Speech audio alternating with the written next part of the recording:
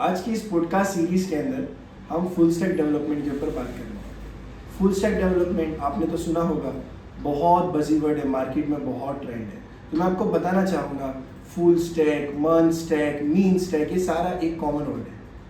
हम इसके मिथ, इसके बारे में, इसकी डिटेल्स, इसके अंदर इस फील्ड में एंट्री के लिए क्या क्या चीज़ें ज़रूरी है, कौन कौन से स्टैक, कौन कौन सी प्रोग्रामिंग लैंग्वेज, कौन कौन से फ्रेमवर्क के ऊपर आपको काम करना है, इसकी पूरी डिटेल्स हम इस पॉडकास्ट के अंदर बताने वाले हैं।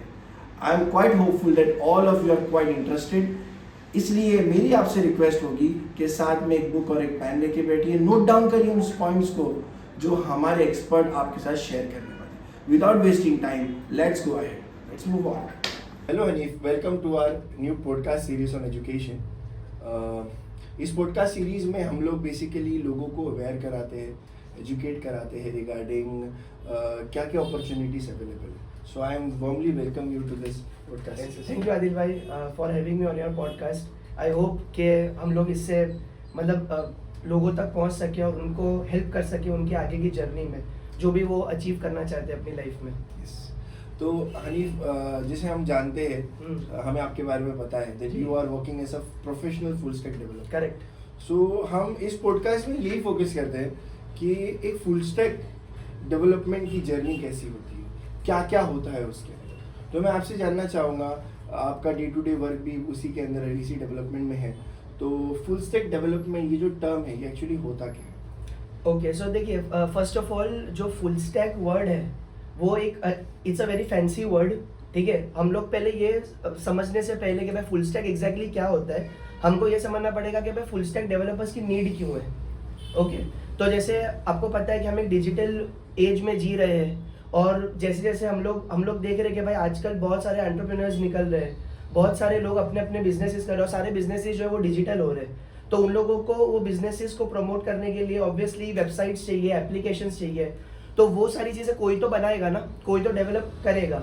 ठीक है, तो वो वेबसाइट्स बनाना, वो एप्लीकेशंस बनाना, उनका मेंटेनेंस, उनका सपोर्ट, उनकी अगर कोई प्रॉब्लम आए तो ट्रबल शूटिंग करना, डीबगिंग करना, ऑल दोज थिंग्स, वो सारा काम एक एफएसडी करता है, फुल स्टैक डेवलपर करता है। यस। अब coming to exactly full stack development है क्या, तो मैं अपने एक्सपीरियंस से, अपने नॉलेज से, मैं एक फुल स्टैक फील्ड को 3 पार्ट्स में डिवाइड करता हूँ। ठीक है, जनरली लोग 2 में करते हैं, बट मैं 3 में करता हूँ। वो 3 है, फ्रंट एंड, बैक एंड और डेटाबेस। तो फ्रंट एंड में, जैसे कि नाम ही है फ्रंट एंड तो इसमें क्या होता है कि जो आप वेबसाइट्स जो आप देखते हो, आप फेसबुक पे गए, आप यूट्यूब पे गए, आप किसी भी वेबसाइट पे गए, तो जो आपको एक फ्रंट फेसिंग जो सामने चीज दिखती है, जो कंटेंट आपको दिखता है, वो सारा काम एक फ्रंट एंड डेवलपर करता है। ठीक है, जब लेट सपोज आप फेसबुक पे गए, आपके पास एक सिंपल लॉगिन का फॉर्म है, आप उसके ऊपर एक यूजर नेम डालते हो, पासवर्ड डालते हो, और आप लॉगिन बटन पे हिट करते हो, तो वो जो है डेटा आपका कहीं तो जाता है, फिर आपको रिटर्न में रिस्पॉन्स आता है, तभी आप लॉगिन कर पाते हो। अगर आपने ईमेल आईडी गलत डाला, पासवर्ड गलत डाला, तो आप लॉगिन नहीं कर पाओगे, राइट। तो वो पीछे कुछ तो हुआ ना, समथिंग ऐसे, मतलब क्या हुआ नहीं पता, वो हमको नहीं पता, लेकिन कुछ तो हुआ। तो वो सारा काम जो पीछे हुआ है उसको बोलते हैं बैकएंड। ओके, बट वो अगेन, वो जो लॉजिक आपका लिखा गया है वो सारा बैकएंड में है, बट वो आपका ईमेल जो था, वो आपका पासवर्ड जो था, तो वो सारा पीछे कहीं ना कहीं तो स्टोर हुआ होगा, राइट होता है। करेक्ट, उसकी वैलिडेशन होती है। अब जैसे अगर मान लीजिए मेरा ईमेल आईडी लेट सपोज है abc@gmail.com, ठीक है, मैं abc@gmail डाल दूं और मैं .com नहीं डालूं, तो मुझे ऑब्वियसली लॉगिन करने वो नहीं देगा। तो ये सारी चीजें कहीं ना कहीं तो स्टोर होंगी, कहीं ना कहीं से आती होंगी। ये सारा ऐसे तो नहीं कि भाई मैजिक हवा में हो रहा है। तो वो जो चीज जो स्टोर होती है जहाँ पे, उसको हम डेटाबेस बोलते हैं। तो अगर एक बंदा जो फ्रंट एंड भी मैनेज करता है, बैक एंड भी मैनेज करता है, और डेटाबेस भी मैनेज करता है, तो उसको हम लोग जनरली फुल स्टैक डेवलपर बोलते हैं। But again, just to add one more point over here, कि आज ना हम एक बहुत कॉम्पिटिटिव वर्ल्ड में जी रहे गाइस। ठीक है आदिल भाई, तो पहले क्या होता था, आज से 5-6 साल 10 साल पहले, कि जो बंदा ये सारे काम करता था उसको तो फुल स्टैक डेवलपर बोलते थे। बट आज हम लोग इससे एक स्टेप आगे आ गए। अब सिर्फ इतना काम करने से आप अपने आप को फुल स्टैक डेवलपर नहीं बोल सकते। अब आपने वेबसाइट बना दी, बट वो वेबसाइट तो आपके लोकल सिस्टम में ना, आपके लैपटॉप में, आपके डेस्कटॉप में, आपके पीसी में है। It has to reach to the end users. तो उसके लिए आपको उसको इंटरनेट पे डालना पड़ेगा, आपको डिप्लॉय करना पड़ेगा। अब डिप्लॉय करने के लिए मे बी अगेन आप या तो अगर आपके पास फाइनेंसिस है तो आप अपने खुद के ऑन प्रेम सर्वर्स खरीदोगे, या फिर आप जनरली क्लाउड पे जाओगे, AWS, Azure, GCP, digital ocean, ये सारे प्लेटफॉर्म्स पे आप जाओगे। तो जो बंदा अब डिप्लॉयमेंट भी कर सकता है और डिप्लॉयमेंट के बाद वो सारी चीजों को हैंडल कर सकता है, उसके अंदर प्रॉब्लम्स है उसको देख सकता है, अगर आपकी वेबसाइट पे ट्रैफिक बढ़ता है तो वो आपके जो सर्वर्स है उनको ऑटो स्केल कर सकता है, ये सारा काम जो बंदा कर सकता है उसको हम लोग आज की तारीख में फुल स्टैक डेवलपर बोलेंगे। तो it's very very it's cover a very big different small aspect of the whole development. Correct. तो again just to cut short, आप सिर्फ front end back end database आया आपको तो आप अपने को फुल स्टैक नहीं बोल सकते। अगर आपको डिप्लॉयमेंट भी आ रहा है, ठीक है, तो आप आज के जमाने में अपने आपको FSD बोल सकते हो। तो उसके बाद मेरे को आपसे एक और जो है बहुत एक टर्मिनोलॉजी से मर्न और मीन, यस तो इसके ऊपर आप थोड़ा सा मुझे इनलाइटमेंट करिए कि ये टर्म्स है ना बहुत बार सामने आते हैं, मर्न और मीन क्या है? करेक्ट। सो अगेन जैसे कि मैंने आपको बताया कि जो FSD है वो 3 पार्ट्स में डिवाइड करता हूं मैं, फ्रंट एंड, बैक एंड और डेटाबेस। तो फ्रंट एंड तो एक डोमेन है ना, back and is a domain, database is domain, but उसको करने के लिए हमारे पास कुछ टेक्नोलॉजी होनी चाहिए, कुछ सॉफ्टवेयर होने चाहिए, राइट? तो मन इज अ शॉर्ट फॉर्म जिसका I mean it's an abbreviation, it's an acronym for MongoDB, Express, React and Node. Similarly, mean is an acronym for MongoDB, Express, Angular and Node. So होता क्या है कि जैसे front end पे हमको काम करना है तो फ्रंट एंड के लिए हमको टेक्नोलॉजी तो चाहिए, तो वो टेक्नोलॉजी जनरली जो मार्केट में आज एक बोलते हैं ना हॉट है या बहुत पॉपुलर है, तो वो है रिएक्ट। कुछ टाइम पहले एंगुलर थी। It's not only about react, front end के लिए हमारे पास और भी टेक्नोलॉजीज है, जैसे रिएक्ट है, एंगुलर है, व्यू है, Next.js है, और भी अदर दूसरे फ्रेमवर्क्स है। लेकिन जो एक फेम, जो एक एक्सेप्टेंस रिएक्ट को मिला, दैट इज वेरी कमेंडेबल। तो जो MERN जो है मर्न, उसमें R stands for react. Then अब हमको डेटाबेस चाहिए, तो डेटाबेस के लिए again we have 2 types of database generally, one is SQL, another one is no SQL। तो जो M है, M stands for MongoDB, which is no SQL database, तो M वहां से आ गया। और आपको बैकएंड लिखना है, तो बैकएंड के लिए again you need to have some technology, तो उसके लिए आपके पास जो N है दैट स्टैंड्स फॉर Node.js, और Node.js का ही एक फ्रेमवर्क है जिसको हम लोग एक्सप्रेस बोलते हैं, तो ऐसे ही MERN हो गया। So again it's a tech stack. जब अपने आप को मर्न स्टैक डेवलपर बोलते हो, मतलब आप एक्चुअली अपने आप को फुल स्टैक डेवलपर बोल रहे हो in the JavaScript ecosystem. And the same applies for mean also, but mean में बस फर्क ये है कि the R replaces with A, which is angular. Again it's a very framework specific thing.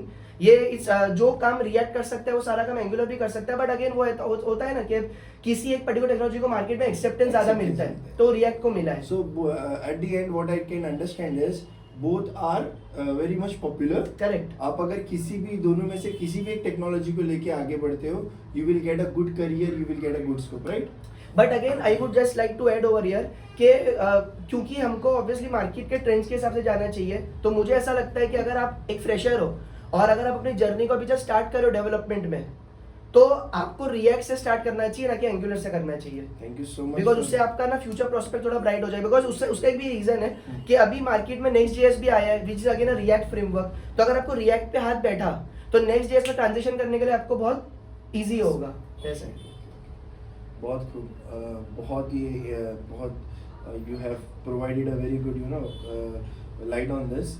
अभी मुझे आपसे और एक चीज़ ये जानना है कि ये जो प्री रिक्विजिट्स होते हैं, ठीक है भाई, मुझे जाना है मर्न स्टैक में, मुझे जाना है मीन स्टैक में, मुझे जाना है FSD के ना, तो इसके लिए क्या एजुकेशनल बैकग्राउंड, जो बुलेट क्राइटेरिया होता है, पॉइंट्स होते हैं, भाई तुम्हारे को ये होना चाहिए, तो what are those points, what are those criterias? Okay, so देखिए गाइज, मैं बाय क्वालिफिकेशन में एक मैकेनिकल इंजीनियर हूँ and I am working as a full stack developer, so you can see I forgot to ask that. I forgot to come on that one. Please, yes, please, but please. I am mentioning it that I am a mechanical engineer by qualification and I am working as a full stack developer for almost about 3 years now.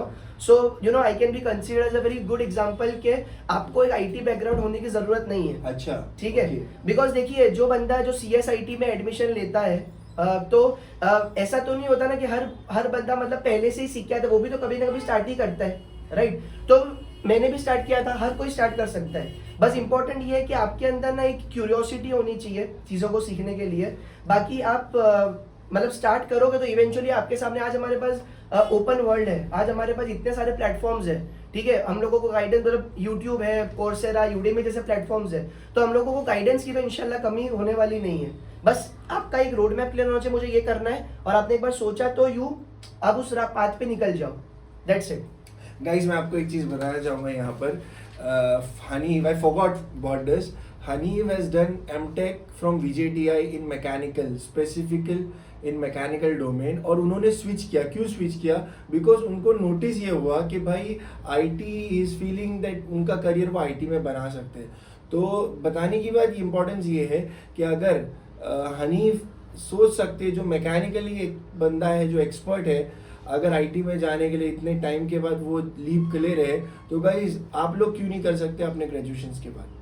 ठीक है। So I am quite hopeful that ये जो discussions हमने किया, ये बहुत सारे इसके अंदर अच्छे अच्छे जो पॉइंट्स थे जो हमारे ऑडियंस को बहुत फ़ायदेमंद हो सकते हैं। Apart from that, before ending this sessions, before ending this podcast, I want कि आप हमारी ऑडियंस को 3 ऐसे टिप्स दे हुए जो इनकी लाइफ के अंदर उनके करियर को लेके बहुत फ़ायदेमंद हो। ओके, सो गाइज वैसे तो टिप्स तो बहुत है, और बट जनरली जो मतलब जो दिमाग में आ रहे फिलहाल, जो मैंने भी कहीं से सुना था और मैं उसको इम्प्लीमेंट करता हूँ कि जो भी काम आप करें उसको आप बहुत ही डिलीजेंस के साथ करें।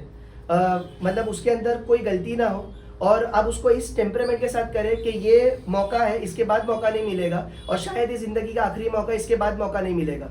सो you have to do it with that kind of diligence.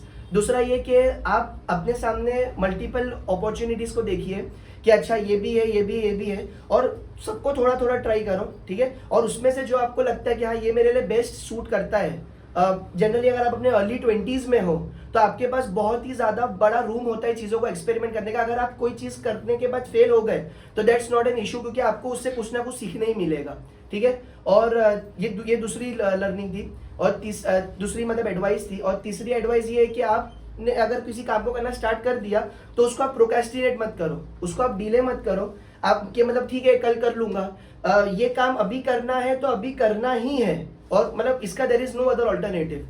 तो यार ये 3 एडवाइस है जो मैं अपने मतलब हमारे व्यूअर्स को देना चाहूँगा।